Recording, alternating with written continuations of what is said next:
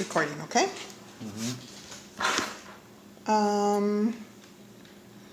So can you tell me your name and your position?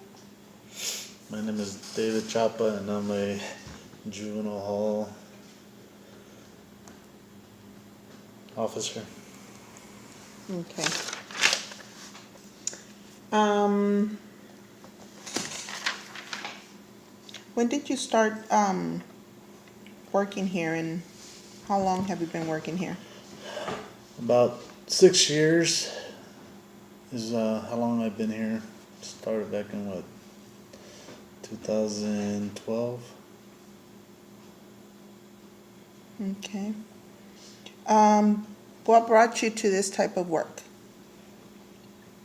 Well, I had studied in college psychology, and seeing children, maybe make a difference with them and helping them out, especially the ones that don't get that help at home or in school.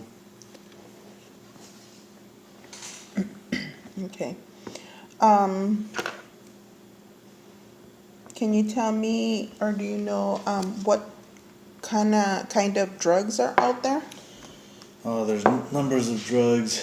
The main one that kids really get a hand on now is weed, marijuana, and then there's Molly, ecstasy. Then they can get prescription pills, Valium, and anything like that. Okay. Do you know how they're getting it from? Some of them get it from older friends. Some of them get it from family members.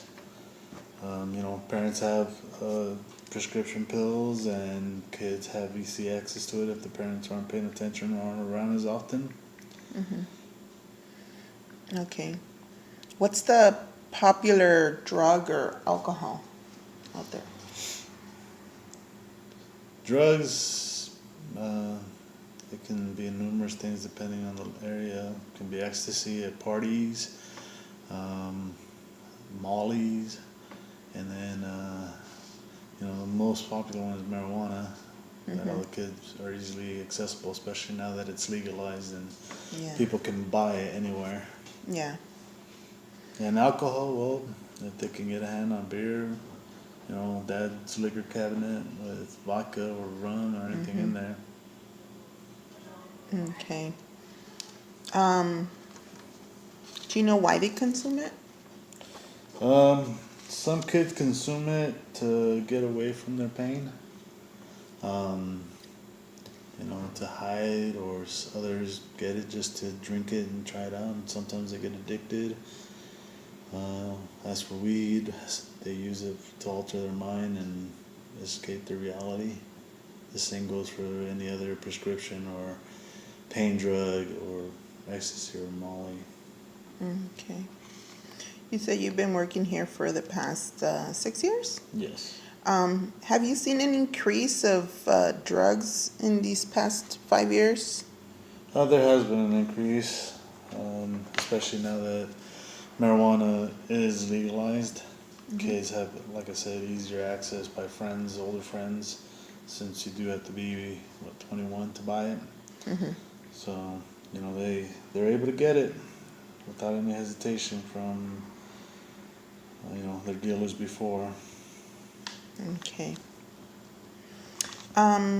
What programs are offered, or is there any prevention? There is a drug rehab for the kids, group therapy, individual therapy. So there's that, and sometimes the kids come in off of a high and they have to withdraw, and they go through that issue there. Okay. And what are the consequences? Consequences, well, they can be institutionalized, and then sometimes they can overdose and die. Drinking too much alcohol, and if they're driving or friends driving, can cause big bodily injury and death, and or worse. And be paralyzed or.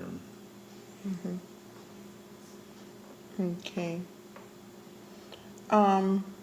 What are the outcomes for your programs?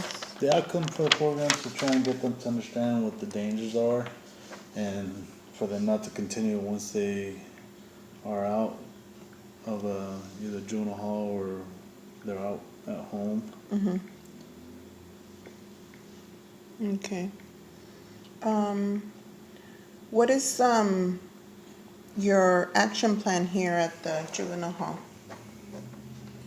As far as when each kid is brought in here at the Well, beginning? when the kids come in, we process them through the system, get them fingerprinted and get their information and what made them come here. After that, we isolate them to see what type of behavioral issues they have. And then we go from there. After they've been isolated for a couple of days, they go into regular rooms and they'll either have a bunkmate or they'll be in a larger room with more people. Okay. Can you compare 5 years on ratio, the results of success rate? At this moment, I don't have those numbers. Okay, that's fine. What happens with the minor when they enter the program? They just go through, like I said, the process, and the goal is to just try and get them to succeed and not returning back to society and drinking or using drugs of any type. Okay. Do you have any statistics? Not at the moment. Okay. Then this concludes our interview. Thank you so much. Thank you.